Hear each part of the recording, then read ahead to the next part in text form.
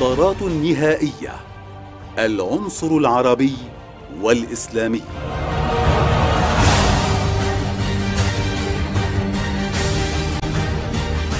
بات من الواضح أننا أمام مخطط متكامل يتحرك بخطوات محسوبة بعناية شديدة. فمنذ بداية القرن الماضي بدأت هوليوود ذراع البطش الإعلامي للماسونية حملة إعلامية منظمة لتشويه صورة العربي، حتى أصبح من البديهي أن العربي في الإعلام الغربي شخصية مرادفة للتخلف والعدوانية والإرهاب، حتى إن العرب أنفسهم صدقوا هذه الصورة النمطية عنهم. الدكتور جاك شاهين الأستاذ الفخري في جامعة إلينوي الجنوبية نشر بحثا في كتاب مهم كشف فيه قيام هوليوود بإنجاز المهمة التي بدأت منذ 100 عام في تشويه صورة العربي، وما زالت تتحرك ضمن مخطط تشير كل الدلائل أننا وصلنا إلى محطته الأخيرة.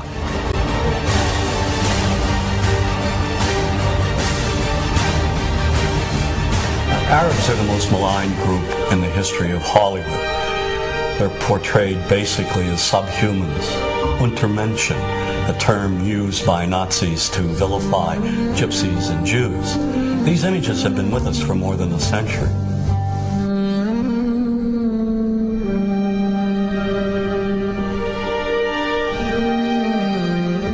For 30 years, I've looked at how we, particularly when I say we, image makers, have projected Arabs on silver screens.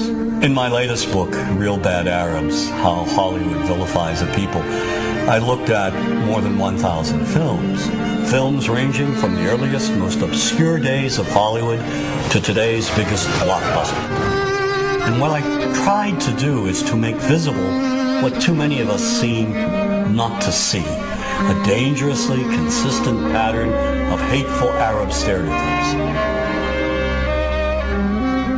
Stereotypes that rob an entire people of their humanity. All aspects of our culture project the Arab as villain. That is a given. There is no deviation.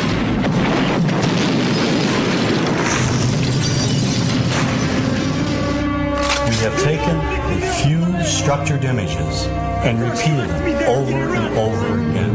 You are hostages of the Holy Freedom Party. Whether one lives in Paducah, Kentucky or Wood River, Illinois, we know basically the same thing.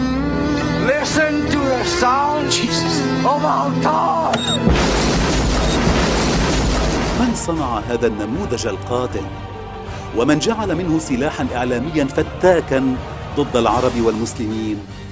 ومن يقودهم ليفجروا أنفسهم بين الأبرياء؟ من استخدمهم لإحياء اليمين المتطرف في أوروبا؟ من هؤلاء؟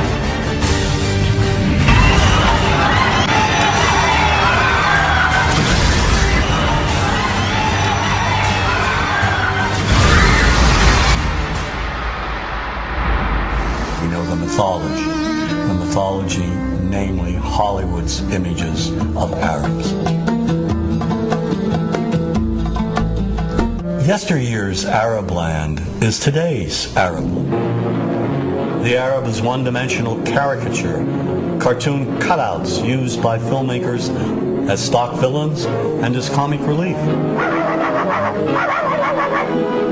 And so over and over we see Arabs in movies portrayed as buffoons, their only purpose being to deliver cheap laughs. You see this in the Joey Heatherton film, The Happy Hooker Goes to Washington. Every night I was forced to perform unspeakable acts with circumcised dogs. Oh, dogs are better than sheep. They're cleaner, I know, I've tried both. The stereotype has become so widespread that it's become invisible to people, and the reason being is that we've all grown up with these images. Just look at television. We now have TV shows telling us that, in addition to the Arab terrorists over there, American Arabs over here are also terrorists. Then there's Showtime's Sleeper Cell. Here, a sinister network of Islamic groups operates on American street corners. any homeless man could be part of this network. Even Western-looking Arabs are part of this anti-American conspiracy. And this paranoia runs deep. So when innocent Arabs are killed, when they're bombed, maimed, wounded, when they're tortured in places like Abu Ghraib, is it really any surprise that we don't feel any compassion? We've been preconditioned to think that those innocent civilians, clones of Al-Qaeda and Saddam Hussein, are one and the same and do not merit our sympathy, our understanding. And that's very dangerous. الجدير بالملاحظة أن الخطة بدأت تأخذ ملامحها النهائية من خلال تشويه صورة العربي كقومية وتشويه صورة المسلم كدين، واستخدموا القاعدة لتشويه الإسلام والقادة العرب مثل صدام كنموذج للعربي السيء، والاثنان هما صنيعة مخابراتية أمريكية بامتياز.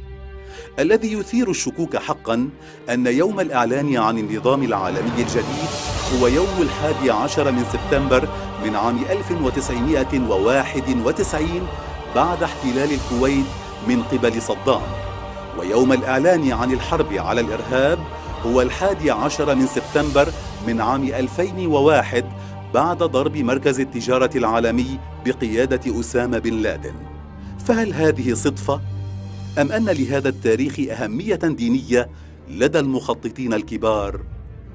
لنبدأ من بدايات الخطة الكبرى التي كشفها عميل المخابرات الأمريكية السابق الشهير جون بيركنز في اعترافاته أمام مجموعات جنود السلام الأمريكية المعارضة في مدينة سياتل الأمريكية. In the early 70s, OPEC didn't like what we were doing in Israel. Same old story. And so they cut off our oil supplies. So some of you will remember these long lines at the gas stations. And we feared we were going to have another depression like the 1929 depression. And so the U.S. Treasury Department came to me and other economic hitmen and said, listen, you know, we can't allow OPEC to blackmail us anymore. You guys got to come up with a plan so this will never happen again. We knew that that plan had to involve Saudi Arabia because it had more oil than anybody else. The deal we finally struck with the House of Saud was a deal whereby they would return almost all the money they made from selling oil to the United States, invested in U.S. government securities. The U.S. Treasury Department would use the interest from those securities, which over the years has amounted to trillions of dollars, to hire U.S. companies to westernize Saudi Arabia, build petrochemical complexes, desalinization plants, whole cities out of the desert, McDonald's and all the other things that go along with our Western culture. The House of Saud would also agree to keep the price of oil within limits acceptable to the oil companies, possibly not acceptable to you and me, but acceptable to the oil companies. And this is very, very important. They agree that they would never, ever sell oil for anything other than U.S. dollars. It was an amazing deal, the deal of the century. It was history-making, incredibly powerful deal that we struck with Saudi Arabia. The corporatocracy looked at this as an incredible success. I had done my job. We economic hitmen did a great job with that one. So we decided that Saddam Hussein ought to accept something very similar. Now, probably a lot of you know that Saddam has been our boy for a very, very long time. You may remember Abdul Karim Qasim, who was president of Iraq in the early 60s. Qasim came up with a unique concept.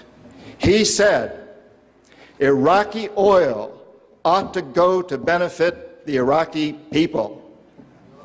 How novel is that?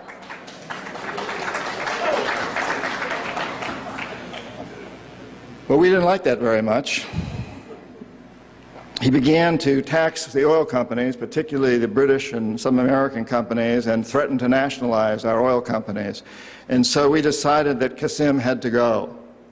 The CIA sent in an assassination team.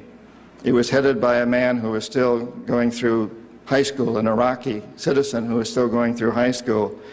They They riddled Qasim's car with bullets on the streets of Baghdad and missed him. The head of this assassination team was wounded and fled to Syria. His name was Saddam Hussein. He was a CIA agent in those days, an assassin for us. He failed. He was our boy. He was our man. And so, and we sold him a lot of, and gave him a lot of tanks. We built him, Bechtel built him big chemical, I ought to know, my father-in-law was chief architect at Bechtel, built Saddam big chemical plants that were used, and we knew that they were used to make mustard gas and other chemical weapons that were being employed against the Kurds and later the Iranians. We knew this, but we sold him these things. You have to remember that Middle Eastern oil is the oil that's used by a great deal of Europe and China and Japan. If we control Middle Eastern oil, we control our biggest potential competitors, Japan, China, Europe. So it's very important that we do that.